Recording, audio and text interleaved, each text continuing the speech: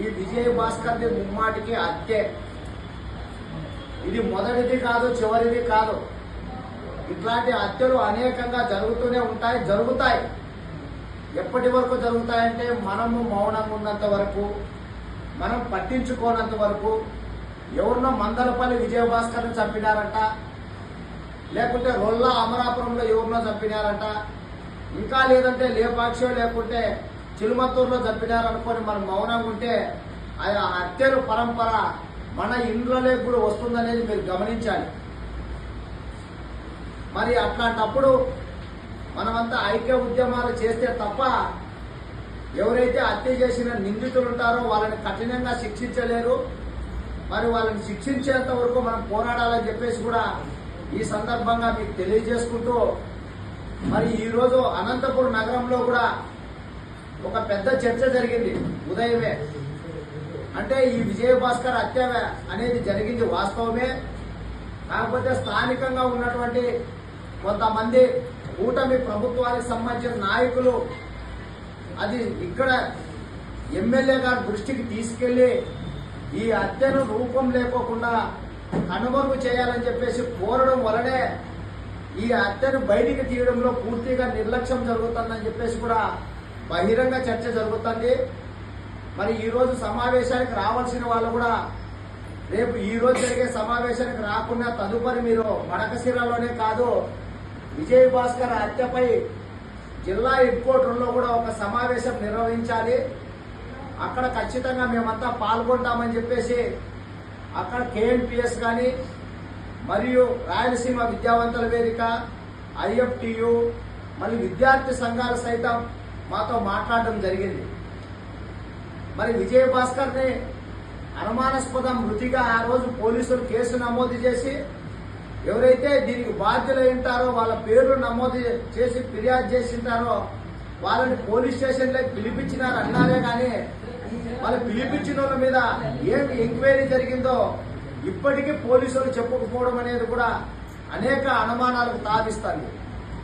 అంటే కూటమి ప్రభుత్వము లేకుంటే గతంలో వైసీపీ ప్రభుత్వము దళితుల మీద జరిగే దాడుల్ని అరికట్టిందో లేకుంటే వాళ్ళకి అన్ని రకాలుగా రక్షణగా నిలిచిందని చెప్పడానికి వీలు లేదు.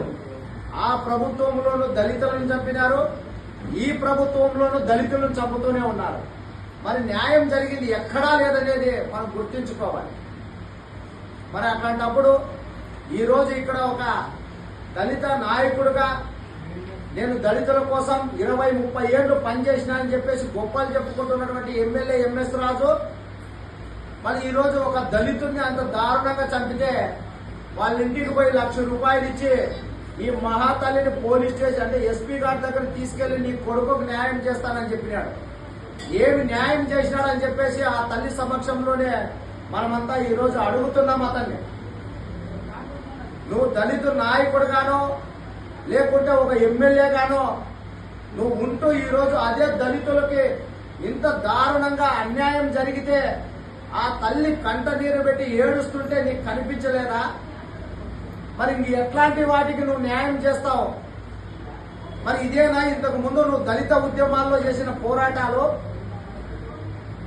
మరి నీ పోరాటాల గురించి నీ అనుచరుల్లో నీకు కావలసిన గొప్పలు చెప్పించుకుంటున్న విధంగా ఉంటున్నావే తప్ప మరి విజయ్ భాస్కర్ కుటుంబంపై ఇప్పటికీ కూడా వేధింపులో ఇబ్బందులు లేకుంటే వాళ్ళని లోబర్చుకునే విధంగా మంతనాలు జరుపుతున్నారు. వాటికేం సమాధానం చెప్తారు మీరు? ఇది ఖచ్చితంగా ఎమ్మెల్యే సహకారంతోనే ఈ హత్య కేసు రూపు మాపే విధంగా తయారైతుండేది నగ్న సత్యం. మాకు ఇప్పటికే అన్ని రకాలుగా సమాచారం ఉంది.